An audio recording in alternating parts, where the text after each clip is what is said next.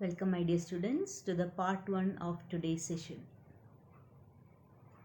In this module, we will discuss about refraction at spherical surfaces and lens maker's formula.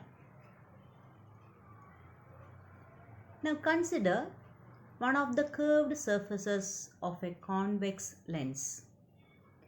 The part which is marked in blue shade is the inside region of the lens, which is having a refractive index N2, and the other section which is marked in white is the medium air, which is having a refractive index of N1.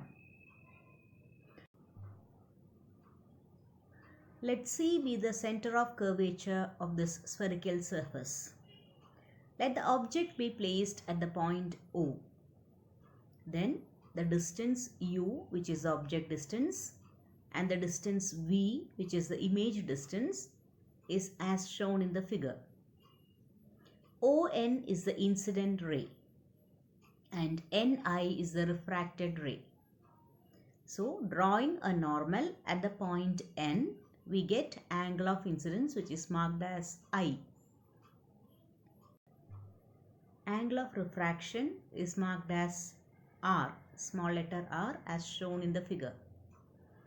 The distance MC is the radius of curvature of this spherical surface, which is marked as capital R.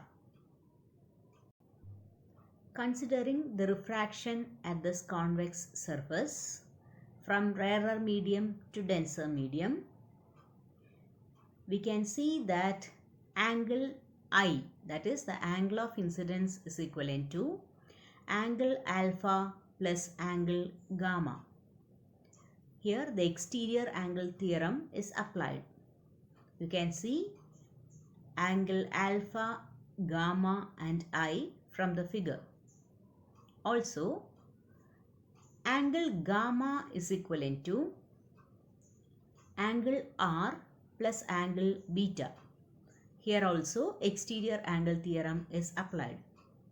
Or angle of refraction R is equivalent to angle gamma minus angle beta. From the figure, tan alpha is equivalent to AM divided by MO, that is opposite side by adjacent side. Or for small angles, tan theta can be approximated to theta. So alpha can be written as AM divided by MO.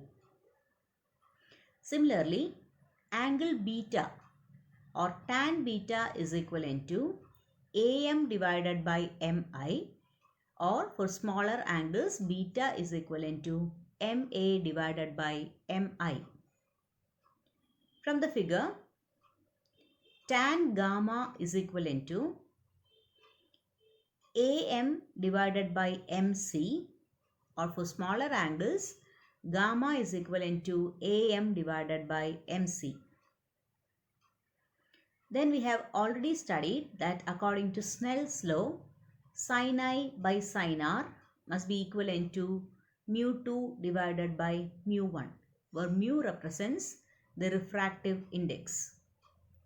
For smaller angles, sin theta is also approximately equivalent to theta. So sin I can be approximated to I and sin R can be approximated to R. So I by R is equivalent to mu2 divided by mu1. Or we can write mu2 R is equivalent to mu1 I. Substituting for angles I, R, alpha, beta and gamma,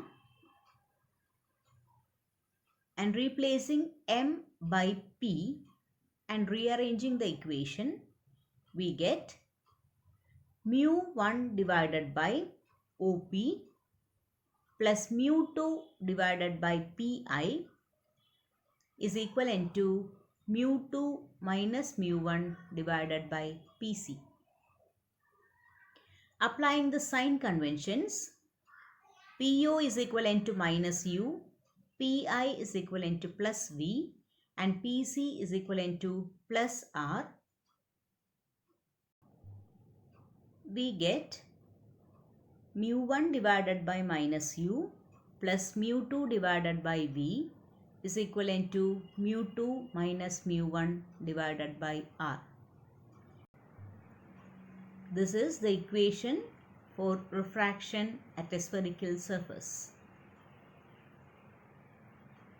So we have seen the refraction formula for refraction by convex or concave spherical refracting surface is given by mu2 by v minus mu1 by u is equivalent to mu2 minus mu1 divided by r. Here mu1 and mu2 are the refractive index of rarer and denser media, and u, v and r are to be taken with their proper signs. When refraction takes place from denser to rarer medium, then mu1 by v minus mu2 by u is equivalent to mu1 minus mu2 divided by r. Now from this equation, let us derive the lens maker's formula. In the case of refraction at a spherical surface, we had considered only the one surface of a lens. So applying the equation for the surface ABC of the lens, we get N2 by V1 minus N1 by U is equivalent to N2 minus N1 divided by R1. Here N2 is the refractive index of glass, N1 is the refractive index of air, V1 is the distance at which image is formed only due to the surface ABC, and U is the object distance. R1 represents the radius of curvature of the first surface ABC. And taking the surface ADC alone, the first medium is glass and second medium is air. Applying the equation for refraction at a spherical surface, we get N1 by V minus N2 by V1 is equivalent to N1 minus N2 divided by R2. It's R2. Here V represents the final image. V1 will be acting, that is the object at V1, which is the image due to the surface ABC, is acting as the object for the surface ADC. R2 is the radius of curvature of the second surface ADC.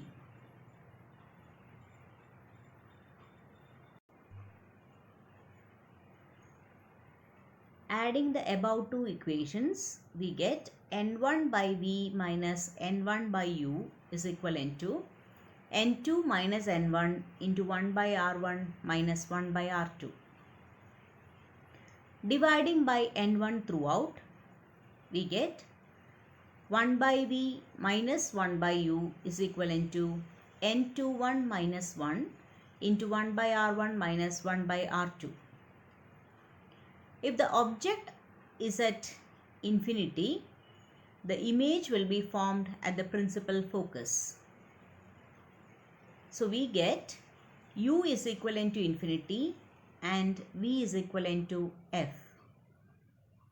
So the lens maker's formula, which is 1 by V minus 1 by U, is equivalent to N21 minus 1 into 1 by R1 minus 1 by R2, changes to 1 by F is equivalent to 1 by V minus 1 by U.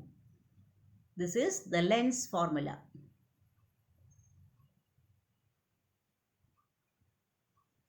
We have already seen how to draw the image formation for various positions of the object in the case of a convex lens.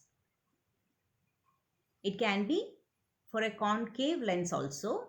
That is, the points to be noted are any ray which is parallel to the principal axis after refraction converges to a point on the principal axis in the case of a convex lens and appears to diverge from a point on the principal axis in the case of a concave lens.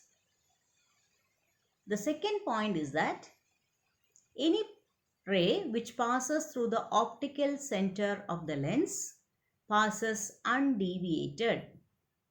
Optical center means the geometric center of the lens. The third point is that any ray which is being refracted following the laws of refraction, it will obey the laws of refraction after passing through the lens. So we have seen the lens formula is 1 by V minus 1 by U is equivalent to 1 by F.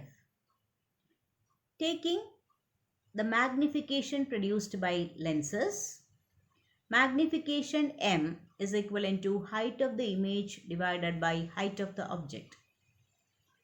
It will be equivalent to V by U, which is image distance divided by object distance. Hope you have got an idea about refraction at a spherical surface and also the derivation of lens maker's formula. Thank you, dear students.